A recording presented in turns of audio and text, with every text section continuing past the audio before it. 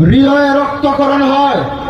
টিপাই মুখবাদের বিরুদ্ধে কথা বলেছিল, ভারতীয় আগ্রাসনের বিরুদ্ধে প্রতিবাদ করেছিল সাবেক বাংলাদেশের জাতীয়তাবাদী ছাত্র দলের নির্বাচিত সাধারণ সম্পাদক, সিলেটের মাটি ও মানুষের নেতা, সিলেটের এই কোটি মানুষের হৃদয়ের স্পন্দন, সাবেক নির্বাচিত সংসদ সদস্য, বিএনপির কেন্দ্রীয় নির্বাহী কমিটির সাংগঠনিক সম্পাদক, আমাদের সকলের প্রিয় নেতা এম ইলিয়াস আলী।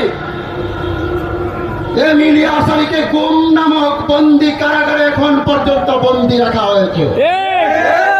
আজকের এই সমাবেশ থেকে আমাদের প্রিয় নেতা এম ইলিয়াস আলীকে ফেরত যাচ্ছে। আজকে রাষ্ট্র সংস্কারের নামে যারা নির্বাচন নিয়ে তালবাহানা করতেছেন তাদের উদ্দেশ্যে বলতে চাই, এই 2025-এর মধ্যে যদি বাংলাদেশে নির্বাচন না হয় তাহলে বাংলাদেশে আরেকটি আন্দোলন হবে।